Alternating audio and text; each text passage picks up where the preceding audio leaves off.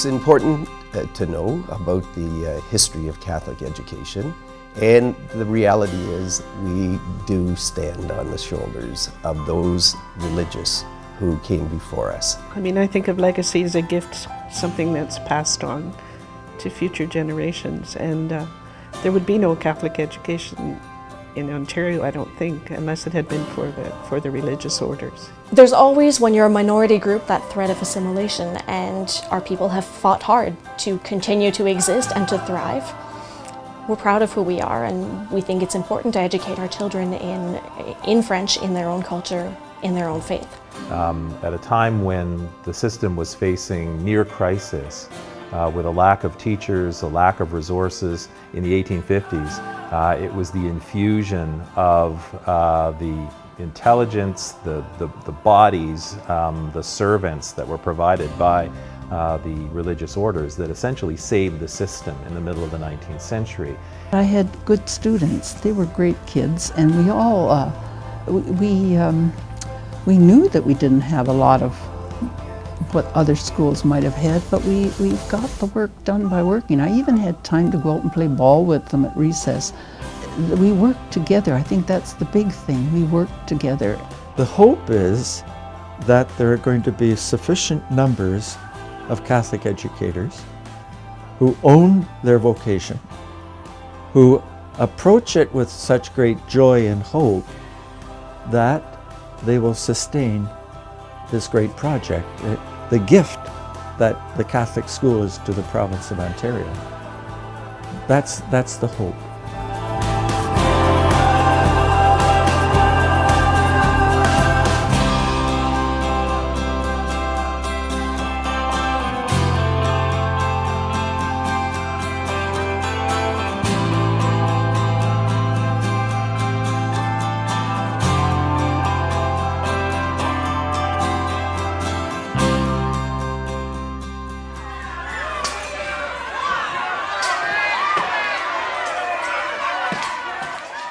Catholic schools in Ontario have a colorful and at times violent history, with sectarian and hateful exchanges between Protestants and Catholics in the 1840s and 1850s, sometimes erupting into riots in communities across Upper Canada. During this period of conflict, the Reverend Dr. Edgerton Ryerson, the longtime Superintendent of Education for Upper Canada, pushed for a non-sectarian common school system that would promote loyalty to the Crown, solid citizenship, and a generic Christianity. The Catholic Bishop of Toronto, Armand de Charbonnel, considered this public school system to be a threat to the Catholic population of Upper Canada and encouraged his flock to establish and support distinctly Catholic schools. Because the two Canadas, Upper and Lower, were combined into one assembly, French-Canadian, predominantly Catholic votes from Lower Canada combined with moderate Anglophone votes in Upper Canada in 1855 to pass the Taché Act. This act guaranteed the rights of Upper Canada's Catholic minority to create and manage their own schools. Then in 1863, again with the support of the French-Canadian members from Lower Canada, the Scott Act, known as the Separate Schools Act, guaranteed the right to separate schools in Upper Canada and allowed Catholic schools to share in the Common School Fund provided by the Canadian government. In 1867, at the time of the British North America Act, Archbishop John Joseph Lynch of Toronto, along with Father of Confederation Thomas D'Arcy McGee, initiated a process under Section 93 of the Act of Confederation that secured all educational rights held by religious minorities before 1867. For Catholics in Ontario, this meant the right to their own schools and to share proportionally in the funds allotted to education. In the course of the 19th century, the Loretto Sisters and the Sisters of St. Joseph, they aligned their curriculum and affiliated with other organizations.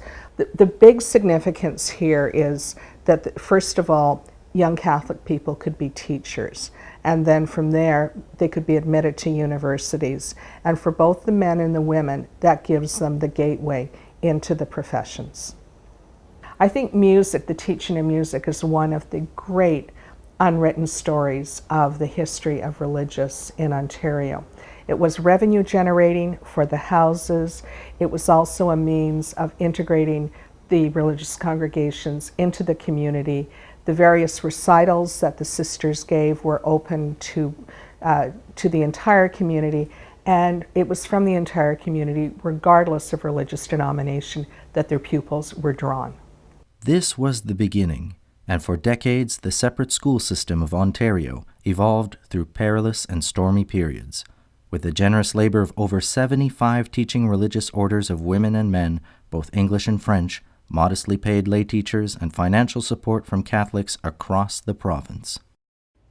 While this was happening in English-speaking Ontario, the French minority was also building a system of schools that provided access to the professions.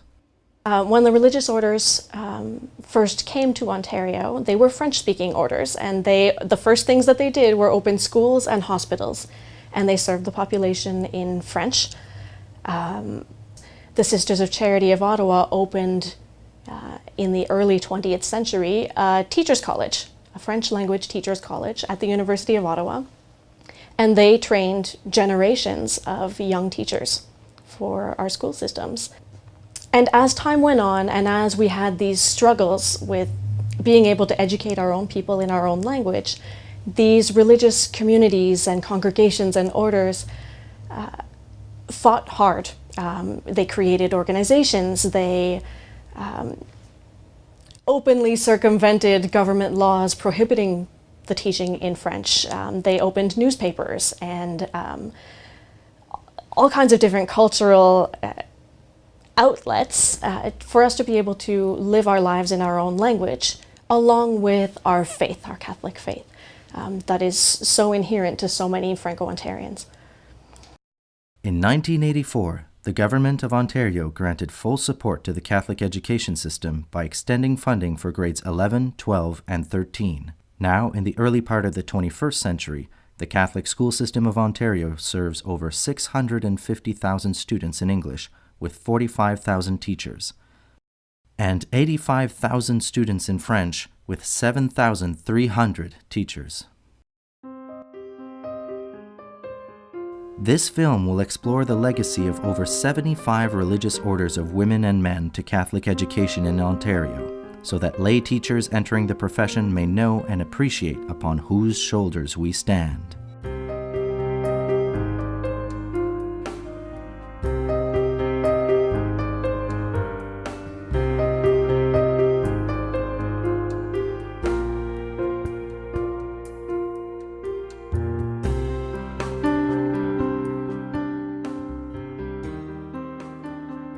Depending on which congregation started schools, you have these charisms, these gifts of the Spirit that were part of the school's richness and the treasure. Our sisters were gifted with the charism of unity and reconciliation. So we couldn't help but gift our students with those spiritual gifts as well.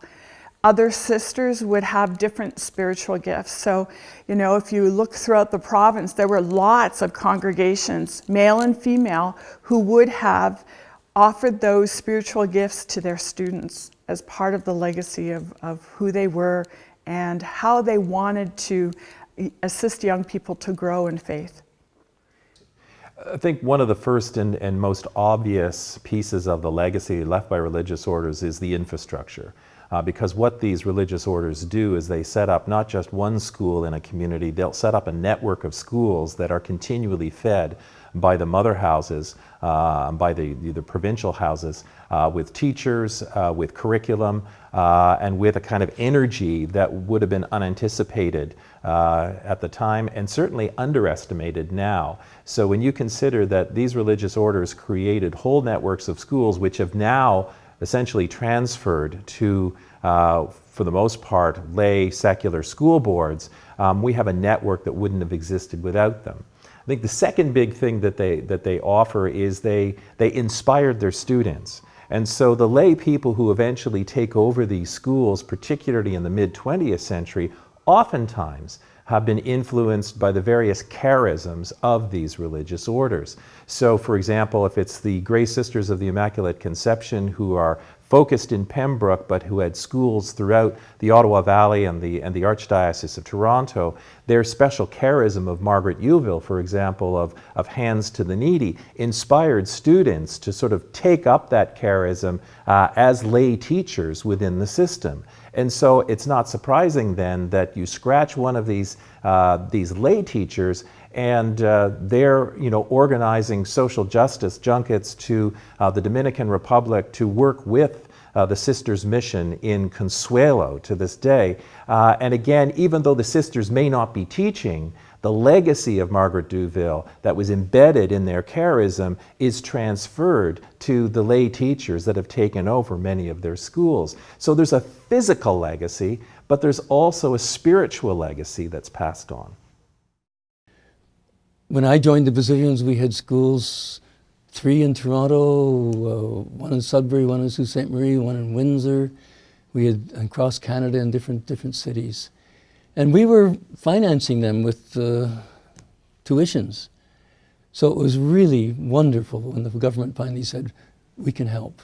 And we turned all of our schools over except for 1 to the school boards. And the tradition went on. Through the chaplaincies, we often stayed on, especially as chaplains. And the new chaplains coming in, the lay chaplains especially, picked up the emphasis on justice that we always had, and it was really good.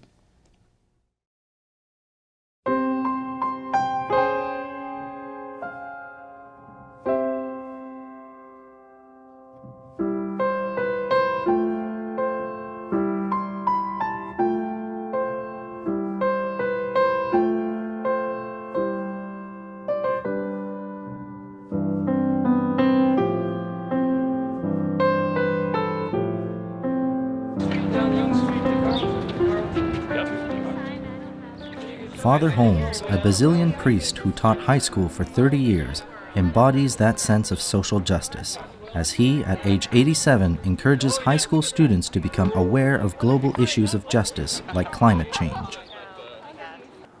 You know, I'm really amazed at today's youth. They really are concerned. They're not as church-going as they used to be, but dang, they are concerned about the environment, they're concerned about justice, they're concerned about peace, and they're willing to put their feet out there and to do something. So I'm really proud of them. I'm going to insert letters. Yeah, okay. Today we're marching for climate justice, and that's Pope Francis's thing, you know, his whole encyclical on Laudate Si, on eco-justice, is fantastic. And so we're taking him up on that, and today the students are getting ready to go out, and we're going to be part of the Climate Justice March in Toronto. And we're all going to wear blue scarves, which comes out of Afghanistan, looking for a border-free world under one blue sky. Well, I just think that the more people that are aware of that this is happening, the more like the message can be spread, and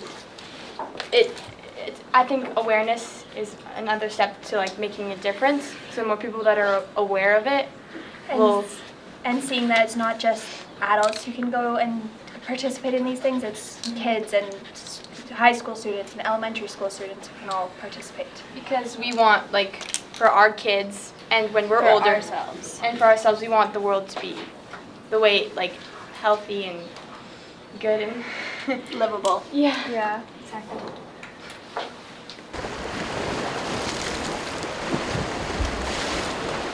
From climate change awareness to the call for reconciliation with First Nations, the inspiration of thoughtful religious men and women leaves its imprint on Catholic education.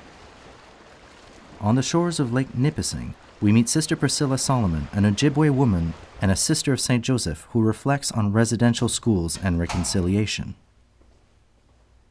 I know that any religious congregations that were involved in them did not go into those schools with the intention of doing harm. They went with the intention of educating and supporting.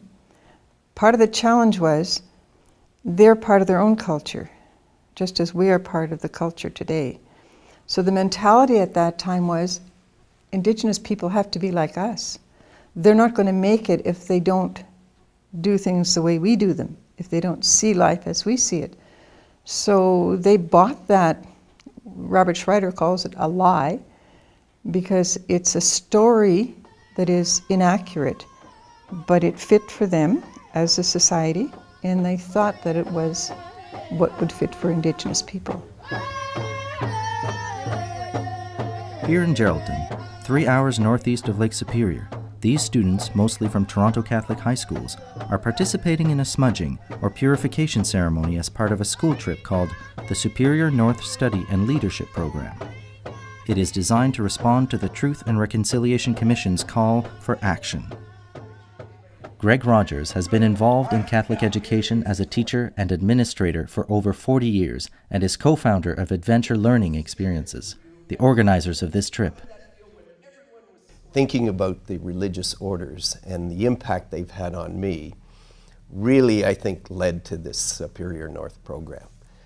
That program in Superior North really came out of, I guess, a consciousness to think about what needs to be done in our own country. It's great that we're going over to other countries of the world, but there are some issues here.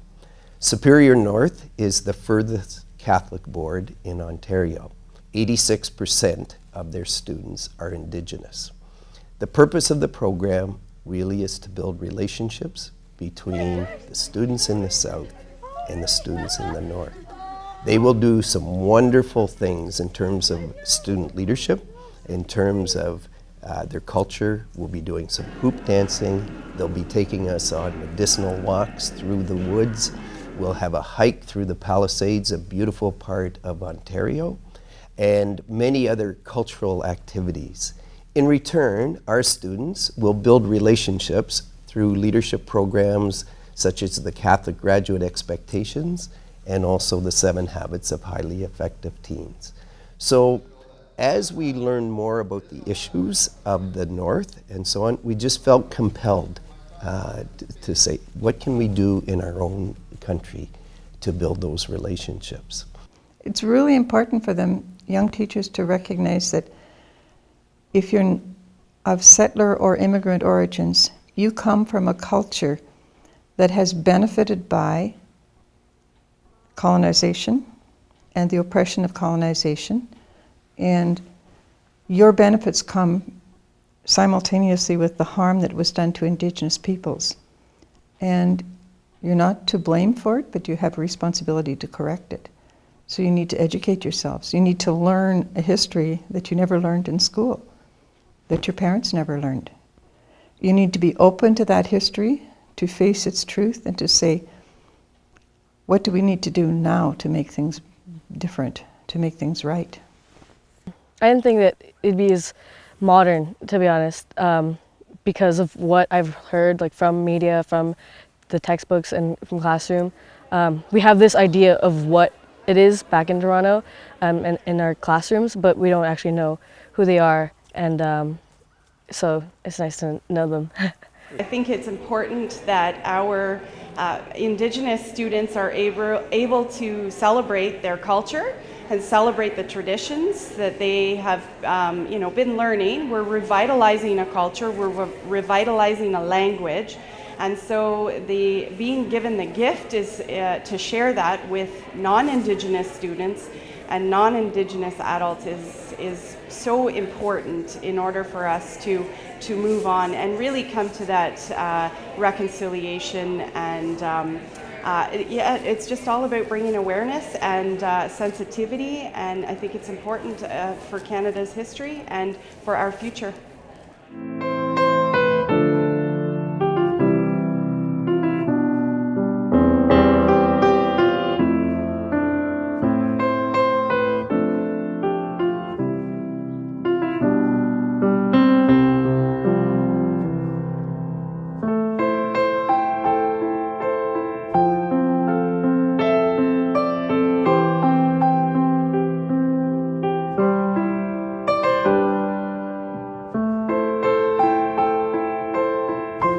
So in 2003, we began to realize that much of the work that we were doing was basically charity.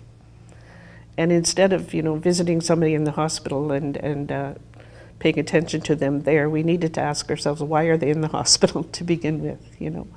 Or if they're living in a homeless shelter, why are they living here? What are the situations that caused them to be here? So we had to move from the concept of charity to the concept of justice, and to look at the root causes of the social ills that were affecting people.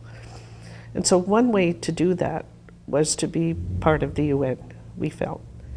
Because we're a global institute, we have connections all over the world. So to be on the global stage and to bring the local to the global and vice versa, was important to us. Well, every year since 2009, we have arranged a workshop at the UN in New York for high school students. So this year there were 3 schools, one Loretto school, Metanoia High School, and Bishop Redmond. Combination of boys and girls, all grades, 2 little grade 9s who were the most articulate in the whole bunch. And so we take them and we do workshops in the morning from 9 to 1. And then in the afternoon we do a visit. We went to the Canadian mission where they were able to ask questions. So the kids got the theory and they got the real life experience. And they came home trying to figure out what they could do in their schools in order to spread the message of what needs to be done and how to do it, And most of them say it was a life-changing experience for them, Students from Wellington Catholic School Board and retired teacher Terry Donaghy from Guelph accompany the children from an orphanage in the highlands of Guatemala during the Good Friday service in their village. Terry shares the history of the project. The Guatemala project started in 1999. It involves every 2 years organizing and leading groups of high school students to serve in a home for orphan and abandoned children in Guatemala, about an hour from Guatemala City. So when we are in Guatemala, we very quickly establish relationships with the children who are living at the orphanage and the staff who are there.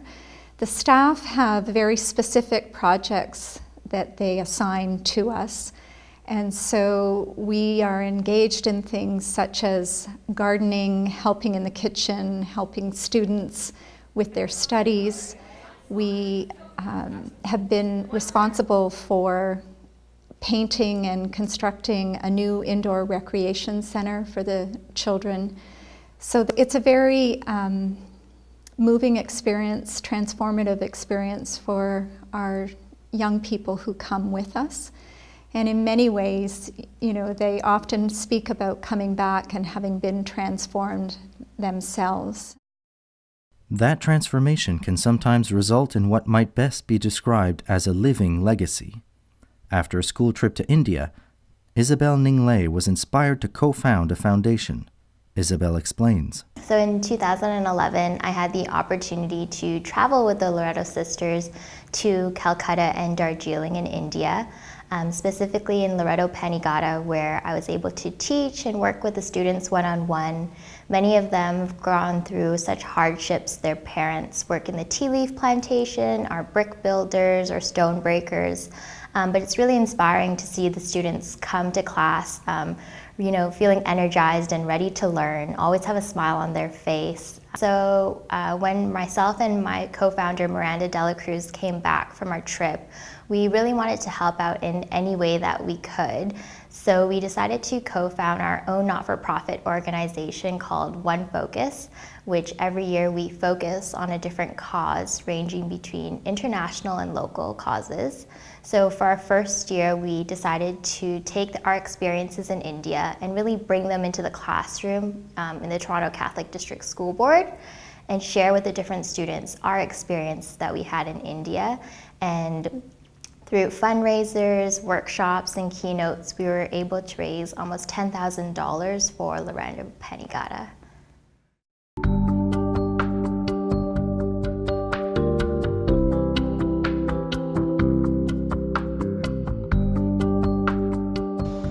Here at the Mary Ward Centre on the campus of St. Michael's College, Toronto, Anne McGowan, the director, has organized a Metanoia Day, a full day-long workshop for the spiritual development of young people from Toronto Catholic high schools.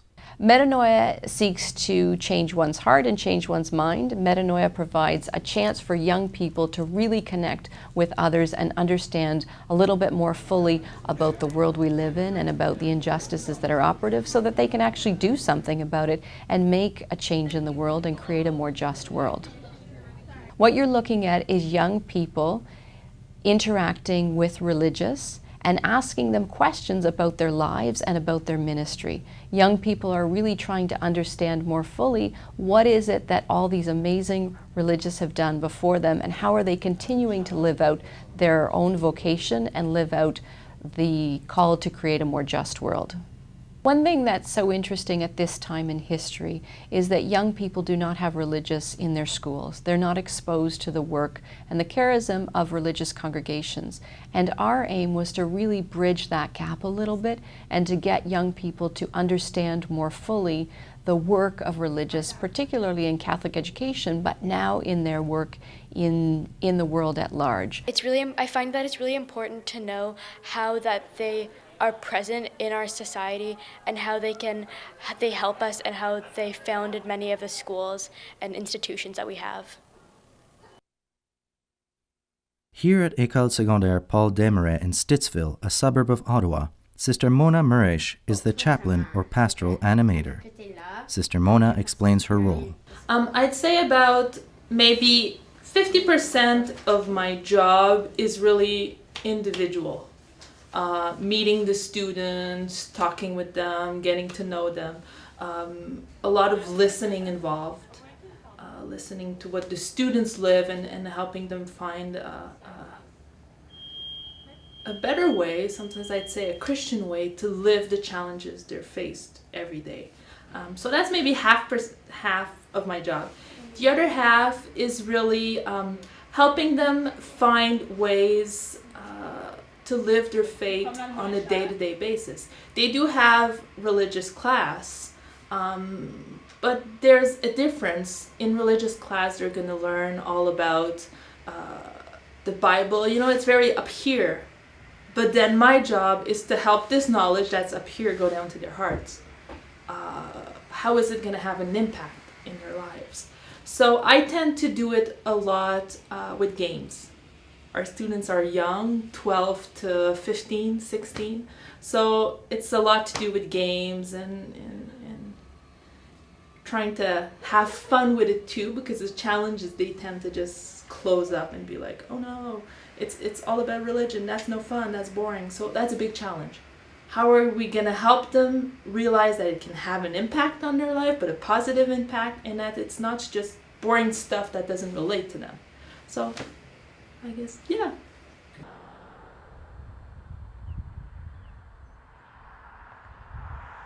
I teach with the Wellington Catholic District School Board, and we run a board program called Terra, and it's for grade 10 students, and they come out here on the property of the Ignatius Jesuit Center to earn 4 credits and essentially experience the land. In the more recent years, we as a culture have become more disconnected from nature. So the Jesuits, they've been very instrumental in reminding us of those vital connections, reminding us that, you know, what we do to each other, we actually do to ourselves. What we do to the earth and which sustains us, we do to ourselves.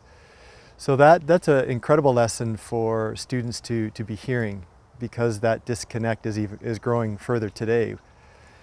And so my students are out here on the property to learn that lesson on a daily basis, to take their credits and learn them for the knowledge and understanding that they have, but more importantly, apply those lessons, that knowledge, to faith, to apply that knowledge to the impact it has on ecology, to apply that knowledge in the way it affects them as being leaders. Leadership is the focus of Brother François Bergeron's program of youth work. It is called FLICFO. C'est un acronyme qui veut simplement signifier formation au leadership intégral franco-ontarien.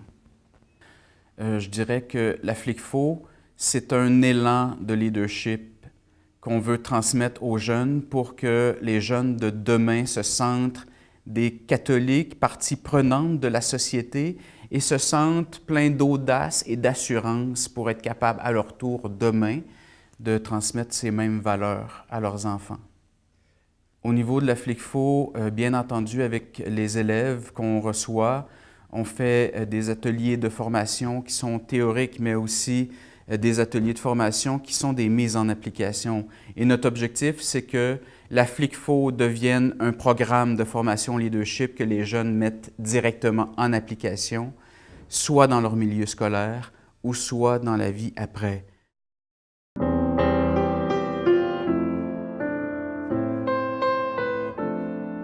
These were highly energetic people, men and women who, despite Hollywood notions of what nuns and priests are supposed to do or what they don't do in the films, these are absolutely energetic people. I can tell students about the time when a sister of St. Joseph would have to go by canoe in the morning to go to a cabin on the other side of Lake Nipissing to light the fire so that the students would be there in the morning. These are energetic people who are adventurous, who went into the unknown for the most part, particularly those early religious orders coming to Upper Canada, to make a difference. Second thing I would say is that these people had great intelligence. These are not mothers inferior by any stretch of the imagination. They're developing curriculum, they're adapting to new circumstances, new technologies. It's no surprise that in the city of Toronto in the late 19th century, it's the Sisters of St. Joseph who developed one of the first kindergartens based on Froebel's model. The Christian Brothers create one of the first industrial arts programs in their schools. So these are highly creative and intelligent people. The third thing, which will be the hardest for younger teachers coming out now to understand, is sacrifice. These were people who built a system but had to give something up to do it. Oftentimes they donated their salaries back to the school. More often than not, they went into very difficult and trying situations with huge classes in remote areas and taught anyway. These are intelligent young men and women in the 19th and early 20th century that could have ventured into other vocations, particularly the men, but chose not to. They sacrificed that to build a system, sometimes stealing from Peter to pay Paul to make things work. And it's that sacrifice, that intelligence, and that energy, I think, and coming together to build communities across the province that really is something that new students, new teachers should really grasp and be inspired by.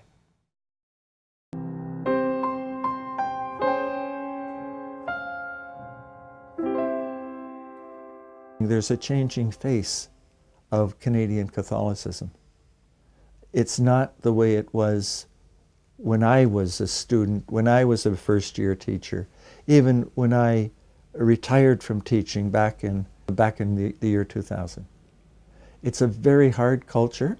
It's an interesting culture, but these are the ones that are teachers who have to work out of that culture with the kids and with their own stresses, with their own, challenges as they stick-handle their way through life.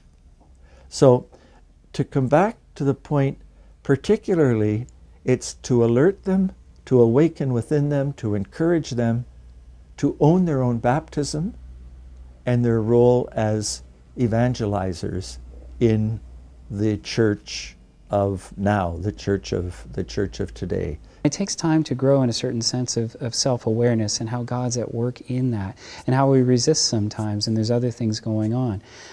That was something that really captivated me early on when I was joining religious life, and I've noticed that a lot of teachers have also noticed that self-awareness, at the end of the day, is so important and valuable. When it comes to doing well at the opportunities we get to bring transformation and to make a difference. Keep updating yourself. You can't just stay in a rut. You know what you know and you can start off now. But you must continue to update yourself, and there are books, there are CDs, there are DVDs, there are There's all kinds of opportunity, courses, conventions to attend. Just keep yourself interested in education and keep wanting to learn more about it. And you can give more. You can't give what you haven't got. And I think that a virtue that really shows that is the virtue of patience. Always to remember to be very patient with your students.